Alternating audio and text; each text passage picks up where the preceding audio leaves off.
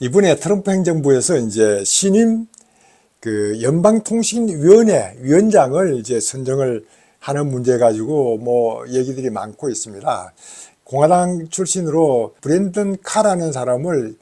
그 일론 머스크가 추천을 했다 하는 이런 얘기를 하는 걸 보고 일론 머스크가 추천을 했으니까 뭐 어떤 의미가 있겠지 하고 저도 이제 한번 들여다봤는데, 일론 머스크가 추천한 이유는 이분은 평소에 빅테크를 규제를 좀 할 필요가 있고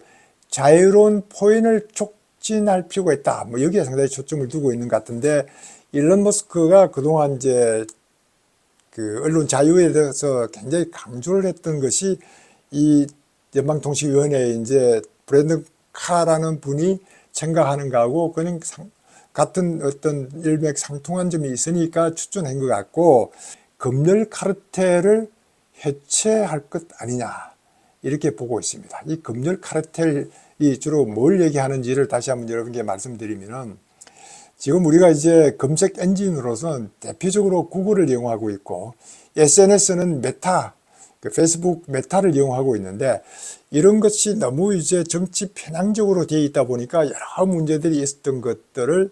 이번에 트럼프 선거를 통해서 이제 많이 이제 알려지게 되고, 벤스 부통령 같은 분은 후보 시절부터 구글은 해체시켜야 된다 뭐 이런 얘기할 정도로 상당히 이제 구글이 가지고 있는 것들을 어려움을 겪고 있는데, 왜냐하면 구글에다가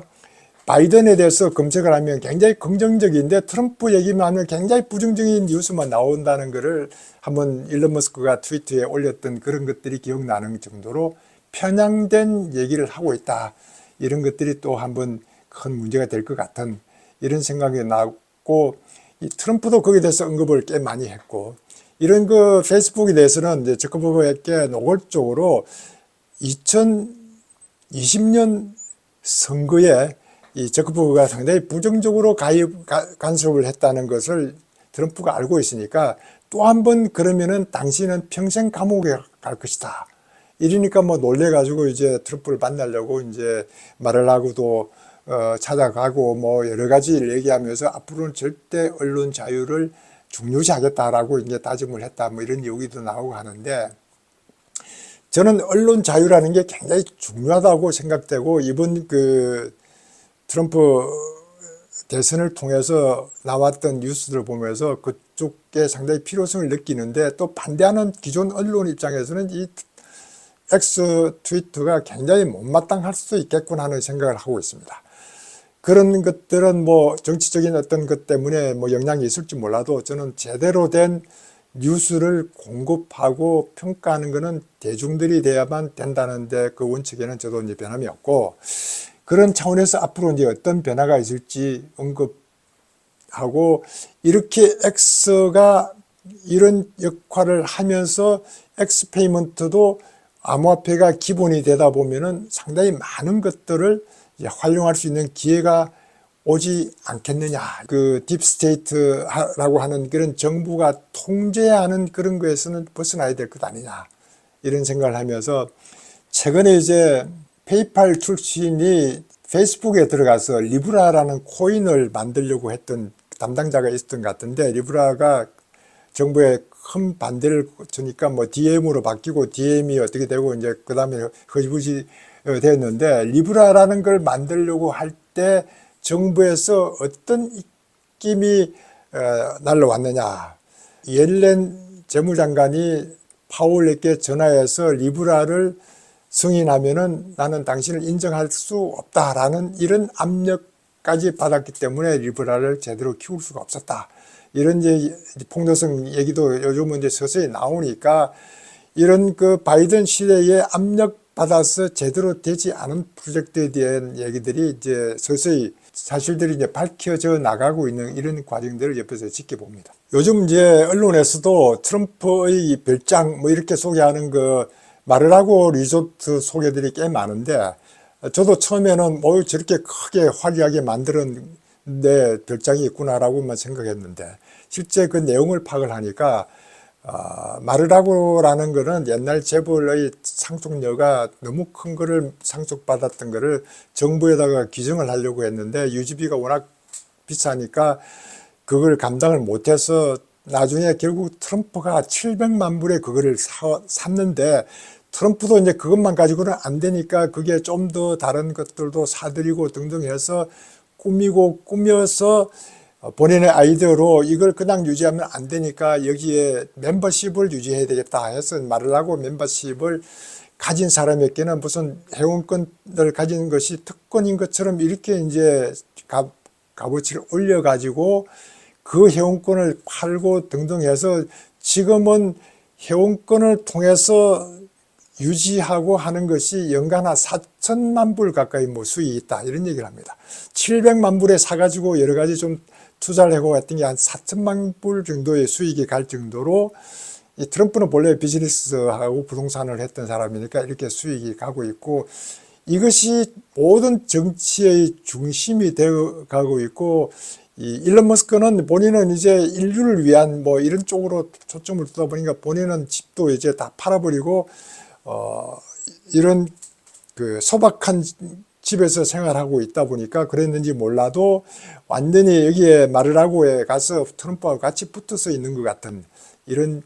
영상들이 요즘 많이 이제 나오고 있는 것 같습니다. 그러다 보니까 거기에서 이제 상당히 정치적으로 입김을 넣는 건데, 굉장히 부정적으로 보는 사람은 일론 머스크가 부통령 역할을 하고 있는 것 같고, 뭐 트럼프보다도 더 어떤 파워를 가지고 행사하는 것 같다, 뭐 이런 표현을 쓰고 있는데, 조금 전에도 검열 카르텔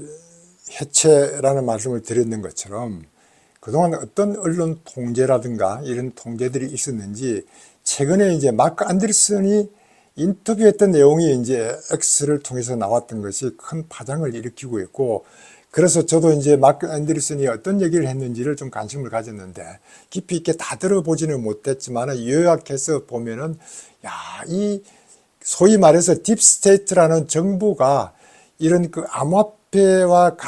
관련되는 이런 창업자들에게 계좌를 동결시킨다든가 하는 이런 방법으로 엄청난 압력을 가했다는 걸 보고 저도 사실 놀랐습니다. 여러분들 아시다시피 마크 앤더슨은 저는 꽤 신뢰하는 분 중에 한 분입니다. 이 양반은 넷스케이프를 만들어서 엄청난 많은 부를 확보할 수 있는 이런 입장에 있었던 사람인데, 넷스케이프를 만들어서 많은 사람들이 이제 오픈 소스를 통해서 활용할 수 있도록 하고, 그게 생태계의 발전을 위해서 엄청나게 많이 이제 여러 사람들이 작업을 할 수 있도록 이렇게 만들어 놨던 거를 마이크로소프트의 빌 게이츠가 익스플로러를 컴퓨터에 집어넣음으로써 완전히 이제 넷스케이프를 망하게 만드는 그런 과정까지 만들었던, 그래서 저는 마이크로소프트의 빌 게이츠의 이런 회사가 운영해 나가는 게 너무 독점적이고, 이런 마크 앤더슨 같은 분들은 오픈 소스를 이용하고 생태계 발전을 위해서 노력했다는 것 때문에 저는 상당히 여기에 초점을 두고 있는데, 그 당시만 해도 웹 브라우저에 이런 넷스케이프가 나왔다는 것은 엄청난 큰 파급 효과였습니다. 저도 컴퓨터가 4메가, 8메가 정도 했을 때 처음 넷스케이프를 깔고 패스파인더라는 것이 나왔을 때만 해도 정말 신기했습니다. 그때만 해도 이제 뭐 찾아야 될 만한 그런 자료들은 많지 않았지만은 이렇게 편리하게 검색이 가능한 이런 그 넷스케이프의 패스파인더를 보고 저도 상당히 좋은 인상을 가졌던 그때가 생각이 나는데, 그때만 해도 이게 웹 브라우저의 대중화, 이렇게 오픈소스 문화의 시장, 이것이 이제 웹 1의 시작이었다 이렇게 해도 이제 과언이 아닙니다. 물론 웹 2에는 이렇게 이제 빅테크들이 점령을 해서 뭐 아마존이라든가 페이스북이라든가 뭐 이런 그 구글이라든가 이런 쪽에서 점령을 해서 본인들의 어떤 비즈니스를 위해서 키워 나가다 보니까 웹3는 그렇지 않아야만 된다고 한 분들이 많아서 우리가 그나마 파이 브라우저라든가 이런 것들이 웹3의 선두주자로 가는 이유가 저는 여기에 있다. 이렇게 세계를 크게 내다보면은 오픈 소스를 통해서 서로 공유하면서 개발하려고 하는 팀과 회사의 어떤 이익을 위해서 항상 챙기려고 하는 이런 팀의 차이가 항상 느끼는 게, 구글이라든가 페이스북이라든가 뭐 아마존이라든가 이런 것들을 보면은 마이크로소프트도 마찬가지, 그 샘 알트만의 오픈 AI도 마찬가지입니다. 오픈 AI도 뭐 본래는 일론 머스크하고 샘 알트만이 서로 이제 협력을 해서 오픈 소스를 통하고 그 이익 단체가 아닌 공익 단체로 나가려고 하는 거를 이 친구가 이제 고집을 피우는 바람에 일론 머스크는 그래서 빠져나왔고 결국은 마이크로소프트가 점령을 하게 되고 결국은 이런 그 앞으로 그 인공지능 AI가 인류에 얼마나 큰 도움을 줄 수 있을지 이렇게 일론 머스크와 같은 친구는 AI가 잘못하면 큰 문제가 생길 수 있을 것 같다 이렇게 염려를 하고 있는 팀 이렇게 크게 보면은 이 사람들을 내가 신뢰할 만한가 하는 것 때문에 저도 그런 관점에서 이제 여러분들하고 이 암호화폐 세상을 보는데 이렇게 초창기에 마크 안데르슨이 만들어 놨던 그런 웹1의 시대가 웹2로 인해서 빅테크에 의해서 10년, 20년을 지배당하는 것이 웹3는 암호화폐 세상에서 탈중앙화됐던 그룹들이 지배해 나갈 것이다. 그럼 이게 엄청난 큰 변화가 있는데 그나마 마크 안데르슨이 이제 암호화폐 산업을 이끌어가면서 14년도에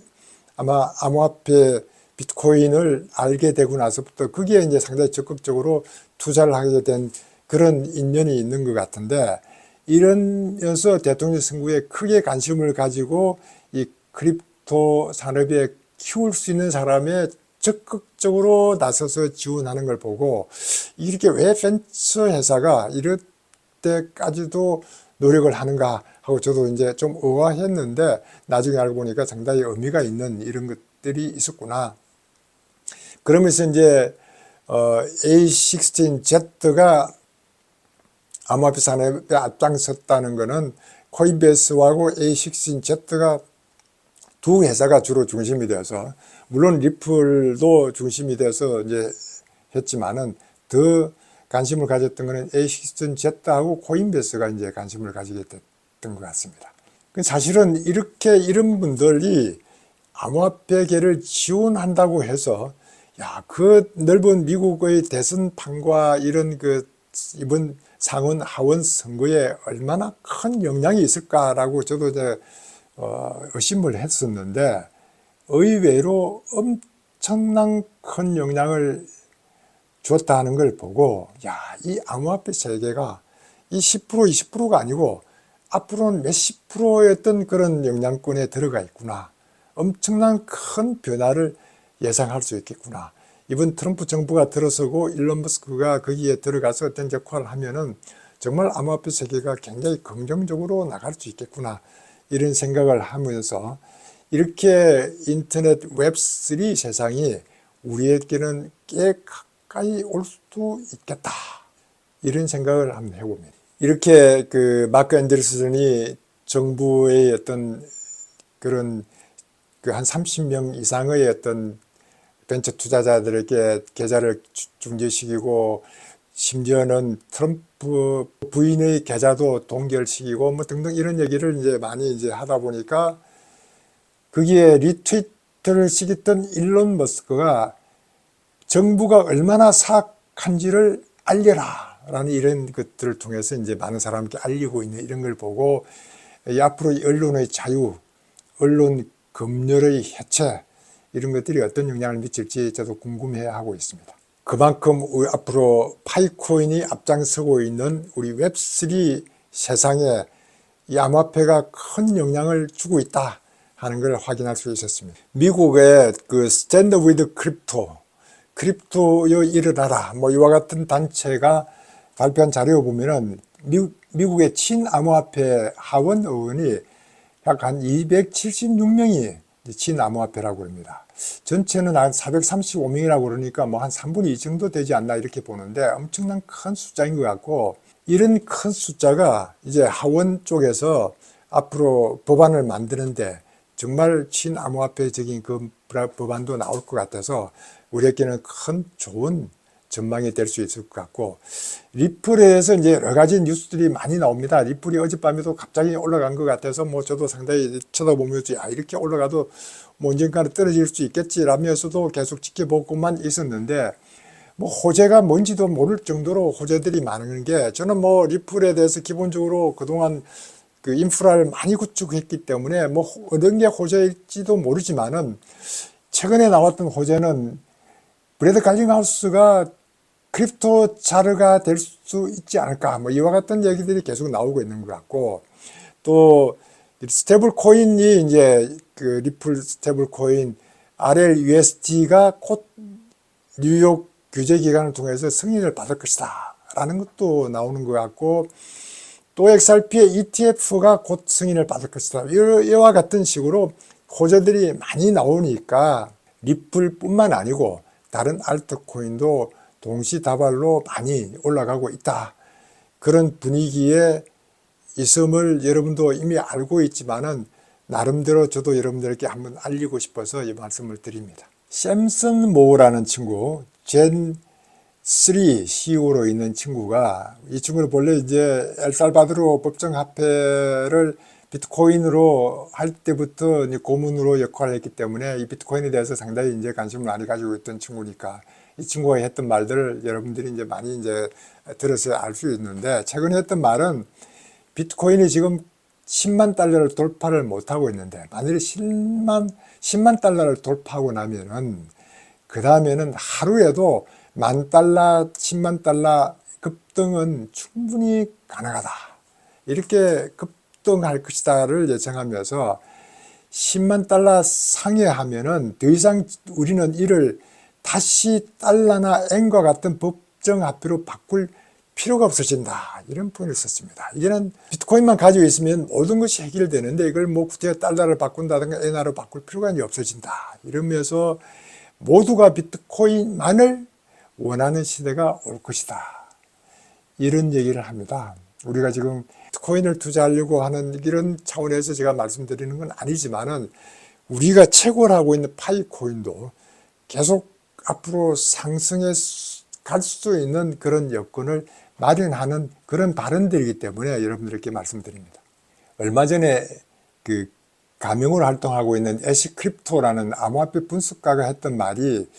이 얘기는 상당히 재미있는 말이구나, 한번 새겨들을 필요가 있겠다 싶어서 여러분들께 말씀드리는데, 알트코인은 지금 50% 수익에 판다고 생각해봐. 4 내지 10개월 안에는 5배 내지 10배로 팔 수 있을 텐데 단단히 붙잡아라. 우리는 22년과 23년 최악의 약세장을 한 2년 정도를 견뎌왔다. 조기에 매도하지 말고 내년에 수조 달러가 시장에 들어올 것이니까 메가 펌프가 곧 다가온다. 그때 매도하라. 이런 얘기를 하고 있습니다. 이게 이제 이분 얘기는 알트코인을 얘기하고 있지만은, 저도 여러분들께 지금 제가 얘기했던 말이 몇 년을 거쳐서 우리가 파이코인을 채굴 해왔는데, 뭐 조금 올랐다고 해서 팔면 되겠느냐. 5배, 10배, 100배의 수익을 올릴 때까지는 참고 기다려야 될 것 아니냐.